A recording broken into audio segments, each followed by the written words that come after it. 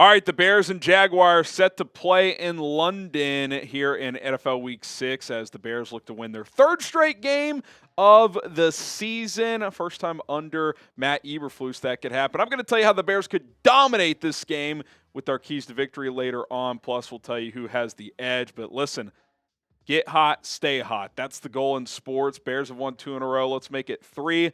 Like this video if you don't want to jinx it, and if you want to see the Bears improve to 4-2.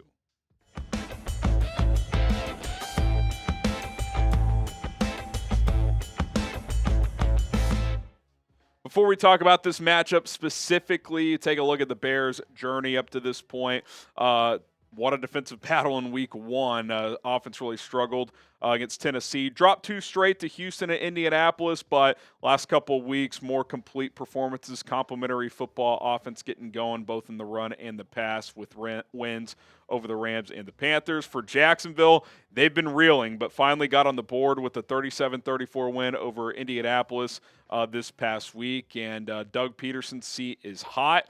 It's a rare matchup where I think pretty clearly Dougie P's seat is hotter than Matt Eberflus's. So big game for the Jags. They're in London for 2 weeks, and hopefully the Bears hand them another L. You look at the injury reports for each of these teams. We already know that Jaquan Brisker, Zacch Pickens, and Terrell Smith are out. They did not make the trip.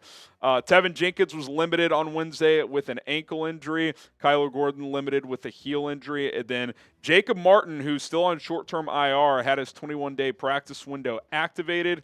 He has not been activated to the roster, but he has started to practice. He was a full participant with the toe injury, so we'll see if they activate him for Sunday or not.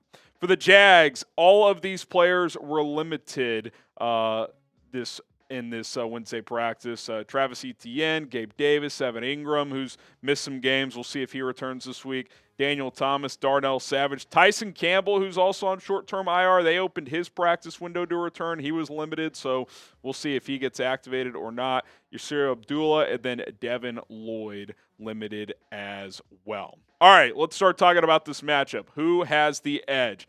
Not often I'm going to give the Bears the head coaching edge, especially against a guy who's won a Super Bowl, but I just don't like what Doug Peterson and that Jags coaching staff have been doing this year. I don't think Jags fans are very confident in what's going on right now. Matt Eberflus has a little momentum. You at least know his specialty, the defense, is one you can trust. And with Doug Peterson, his specialty is offense. Well, before last week, their offense had been a mess all year. So I'm actually going to give Chicago the slight edge here at head coach. Quarterback, I'll go push. Trevor's played better the last couple of weeks. Obviously, so has Caleb Williams. Talking about a guy who just got paid $200 million guaranteed. Caleb's played in 5 career games. Now, moving forward, who would I rather have? Who do I think's actually played better the last few weeks in particular? I would lean Caleb, but overall, I think if you're being fair, you look at the numbers, they're pretty even in a lot of areas. Caleb's been more accurate. Trevor hasn't turned it over as much. I think you add it all up, they've both had up and down years, but I think we can all agree Caleb's been trending in the right direction where it's been more of a roller coaster for Trevor. And considering he's in year 4 and there's still questions there and they've already paid him versus this is game 6 for Caleb Williams, I think you'd much rather be in the Bears situation at quarterback than the Jags. Who is the better quarterback right this second? Type CW for Caleb Williams, TL for Trevor Lawrence. I think you could argue either way. Moving forward, who would you rather have? I think most people would be typing CW. All right, skill groups. I'm going to go push here. Especially if Evan Ingram returns. I think he's kind of an equalizer. Both teams have pretty good talent at the skill positions, right? You would give the Jags probably a slight advantage at running back with Bigsby and Etienne. I would give the Bears a slight advantage at wide receiver. Then tight end, if Ingram's healthy, is kind of even there with Kmet and Ingram. Kmet obviously a better blocker. But overall, push. I think both these teams have good skill players. Offensive line, I'm going to go Jags. I like how the Bears played last week, but that was against Carolina. Need to see it more consistently week to week. Jacksonville doesn't have an awesome offensive line, but it's probably an above-average unit in the NFL, so I will lean Jacksonville there. Defensive line, push again. I like what the Bears are doing on the interior with Dexter and Billings. I think they'd have an advantage there, but Josh Hines-Allen is one of the best pass rushers from the edge position in the NFL. He's probably slightly better than Montez Sweat. So overall, I give it a push. I think the Bears have better depth there with guys like Darrell Taylor, Austin Booker out of sack last week, but the impact guys, it's pretty even, so I'll go push. Linebackers, big advantage, Chicago. Obviously, you got TJ Edwards, who's playing really well. Tremaine Edmonds, still a little up and down for me, but still a good player. Then, obviously, Jack Sanborn. Devin Lloyd is solid. We'll see what his status is, but I like Chicago's linebackers better overall. Secondary, I think it's a clear advantage Bears. Now, if Tyson Campbell comes back, that helps Jacksonville a little bit, but they've been getting torched in the secondary. I don't think Campbell's making such a difference that all of a sudden they're a top unit. The Bears and EPA have the best secondary in the NFL through 5 weeks. So they're going to be getting this check mark pretty much every single week, I think. Special teams, I'll go push. You look at the numbers, there's not really a huge gap. Punter, kicker, returner between these two teams. So it's hard to find a clear edge each week in special teams. So I'll kind of leave that in the push category. So you add it all up, I think Bears a little bit better overall, but certainly a game they could lose. This is not Carolina. I know Jacksonville had lost their first 4 games, but they at least have good talent, whereas a team like Carolina just really does not outside of a few players. Speaking of this game, subscribe and join us for our Bears-Jags watch party Sunday morning because the game is in London, of course. We'll be live at 7:15 a.m. Central Time. Bright and early, getting you guys ready for kickoff. So do not miss out. Should be a fun one and hopefully a third straight win for the Bears heading into the bye week. All right, coming up next, we will get to my Bears keys to victory and how I think the Bears can dominate, especially in one key area. So stay tuned for that. But first, got to show you our partners some love. Prize Picks. Thanks to Prize Picks for sponsoring today's show. It is daily fantasy made easy. You could now win up to 100 times your money on Prize Picks with as little as 4 correct picks. Prize Picks available in over 30 states. Hopefully you're in one of them. PrizePicks.com/CLNS. Use code CLNS to get a $50 bonus sent straight into your account once you play for $5. So place a $5 entry. 2 to 6 players can cross over sports, football, basketball, baseball. It can stick with football. It doesn't matter. Choose more, choose less on the player stats available. And if you hit, you make money. It's pretty awesome. But you get that $50 bonus regardless if you hit or not. I've got a 2-player entry for this weekend that I really like. I'll probably fire off a bunch more. That's the beauty of Prize Picks, different lineups all the time. I'm taking more on Caleb's passing yards, 224.5. The Jags secondary has really struggled. And then I'll take more on Darnell Mooney's receiving yards, 51.5. He's been really good for the Falcons, especially the last couple of weeks. So code CLNS, get $50 when you play for 5 right now. Link is in the comments and in the description. Get signed up today at prizepicks.com/CLNS. That code CLNS will be right there as well, and you can get that bonus. Check out Prize Picks. Choose more, choose less. Okay, Bears keys to victory, and I think this is the area where you can dominate. Challenge the Jags secondary with Caleb Williams and your receivers. The Jaguars defense, and I think pass defense in particular, the run defense is actually tested out okay numerically, has been getting torched. The last 3 weeks, they've given up 956 passing yards, dead last in the NFL. That's almost 320 yards a game. 9 touchdowns, dead last. They have not picked off a pass, dead last.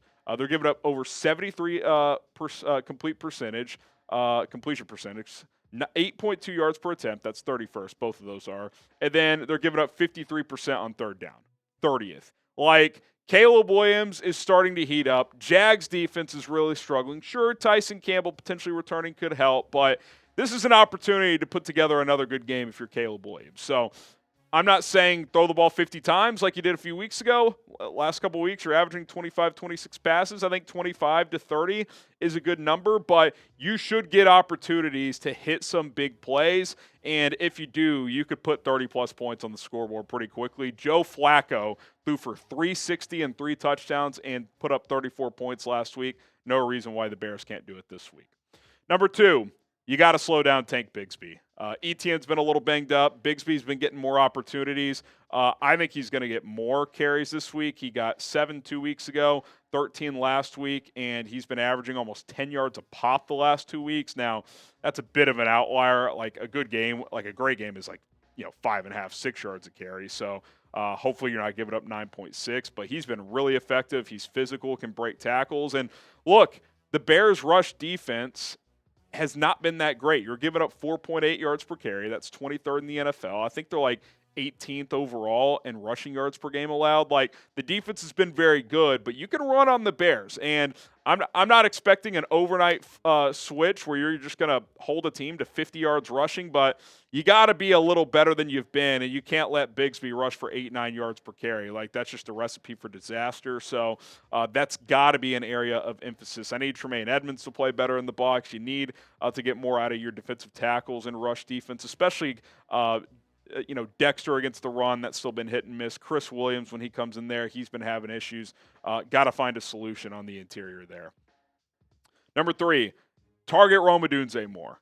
I think we're really close to another big Odunze game. He had 100 yards against the Colts in that Week 4 game against the Rams. There were a couple plays where Caleb either had already gotten rid of the ball or was looking elsewhere, whatever the case may be, where he was separating downfield. Last week, he had 5 catches for 40 yards, all quick hitters, but on a couple of those, he almost made guys miss. Like, I feel like a big play or two is coming soon for him. It would not shock me at all if he went for 100 yards, and you would think with their struggling pass defense and what DJ Moore did last week, they might sag a safety to his side. You might get some man looks with Rome Odunze.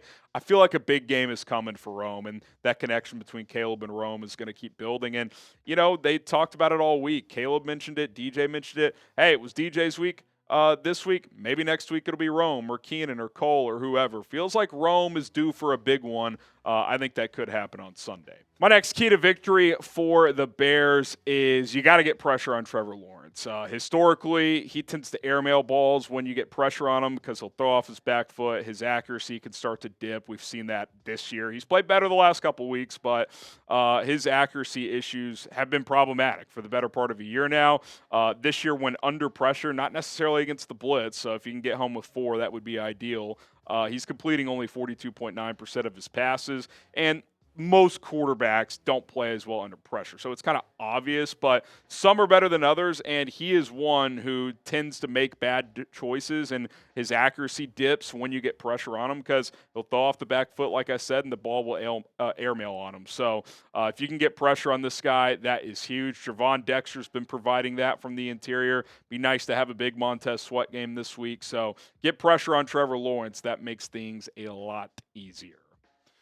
Last up, keep running the football. The Jags are actually decent against the run. I think they're only giving up like 108 yards per game, something like that. But you got to commit to it, and DeAndre Swift has done a nice job. The last 2 games, averaging 4.5 yards per carry compared to, I think, 1.8 the first 3 weeks. So he's starting to heat up a little bit here. Big plays have been there, at least more chunk plays. I still think you're getting closer to popping more 10, 15-yard runs, but at least the 1 and 2 yarders you were getting the first week are now turning into 4 and 5 yarders. If you can get some of those 4 and 5 yarders to turn to 10 to 12 yarders, then you pop the 50-yarder, right? Like, that's the momentum starts to build. So it'd be nice to bust a couple of those this week. And he's been close, man. He's been close. You see, the vision's been much better, and you got to like the way he's playing. And the offensive line's played better too. So keep running the football, stay balanced, and big plays should come. All right, Bears and Jags in London. Jacksonville currently a 2.5-point dog. Bears are favored here, which is good because I think the Bears have won 6 in a row, win favored. So that's a very, very good sign. Get your score predictions in. I'm about to drop my score prediction here on Chicago Bears Now. Bears, Jags in London. How do you guys see this one playing out? I like the Bears. I'm going to go 28-20. I think this will be a pretty good game. I don't view this as the Carolina game where you're just going to steamroll them. I think the Jags will play hard. They're fighting for their coach. They're fighting for their season. I mean, they're where the Bears were last year, right? They started 0-4, won a game to get to 1-4. It's an uphill climb for Jacksonville. Their margin for error is very small, but this is a massive game for the Bears too, because going into the bye at 4-2 in a crowded NFC versus 3-3 is a very big difference, just both vibes-wise, mentally, and just Literally, like, you need to win these games right now when they're manageable. So 28-20, Bears get it done, and then they head to the bye week feeling pretty damn good about themselves. All right, there you have it, my Bears-Jags preview. If you have any thoughts on this game or any agreements, disagreements from what I said today, drop them down below in the comment section. My name is Harrison Graham. Let's go dominate the Jacksonville Jaguars.